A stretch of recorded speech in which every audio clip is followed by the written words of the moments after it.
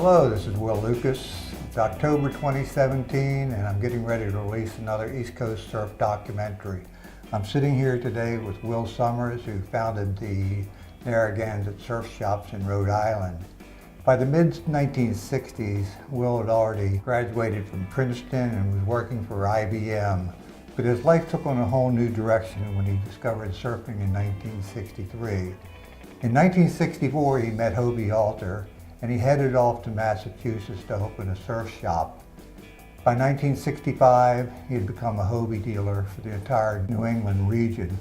Tell us a little bit what happened there, Will. What brought you to Massachusetts? Thanks, Will. You know, for me, I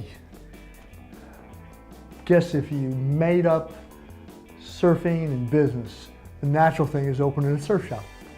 So I had worked for IBM for a couple of years, but in 62 and 63, I really fell in love with surfing. It was a great sport.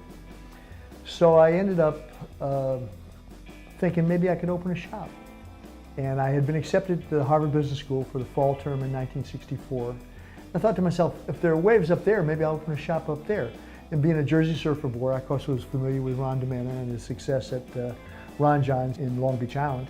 And Les Reitman, who was the Hobie dealer, I asked him if he would introduce me to Hobie Alter.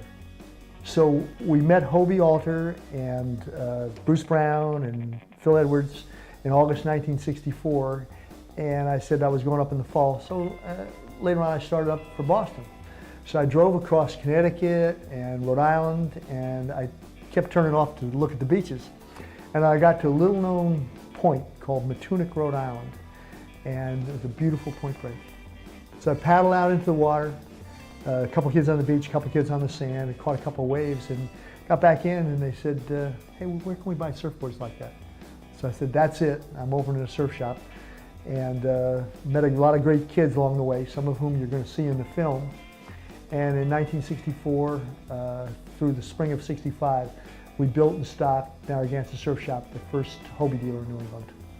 Well, as a business student, you're going off to Harvard now, right, for your graduate work. And you knew that just selling surfboards alone wasn't going to sustain you, so what happened from there? Well, there's no margin on surfboards, Will. Making custom fitters is expensive. So we recognized the shops were going to have to sell accessories. We wrote articles for magazines. We gave surf lessons. We rented surfboards.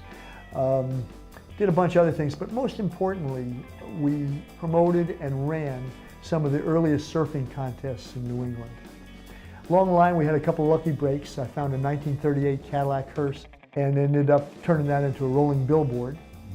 Well, after working on this film, I realized you must have had a broader vision on expanding your business. You were going to Harvard, as you said at the time. What happened from there? One shop wasn't enough, was it? No, I guess after starting and having a very successful summer in 1965, we realized that we had a real opportunity to develop surfing as a whole and the business in New England. So we opened in October 1965 in Hull, Massachusetts. The third shop was in Newport, Rhode Island in February 1966.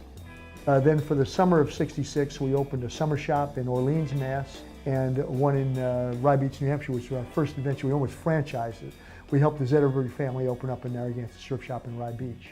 It was very interesting because it was so much about the sport, and that love of it stayed till this day. So by the summer of '66, we had 5 shops open.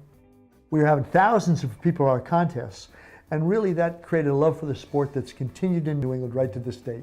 It's a great place. There are great breaks, and people love it.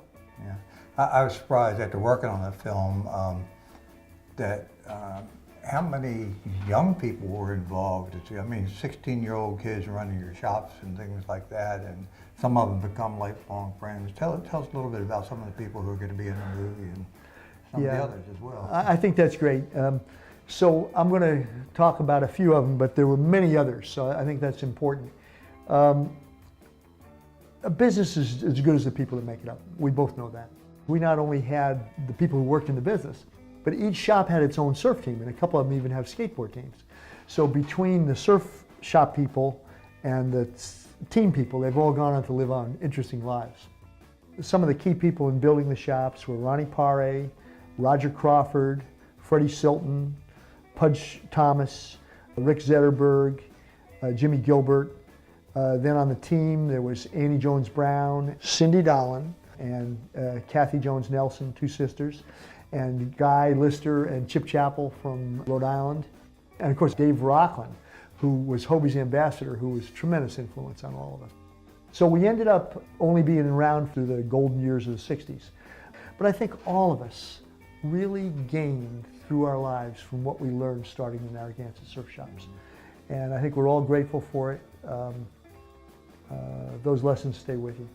Well, all I can say is I'm really happy that I got to meet you and interview some of the people that helped you along the way. I'm really honored that you trusted me to do this film. It really uncovers a piece of East Coast surfing history that might otherwise have just disappeared had we not met.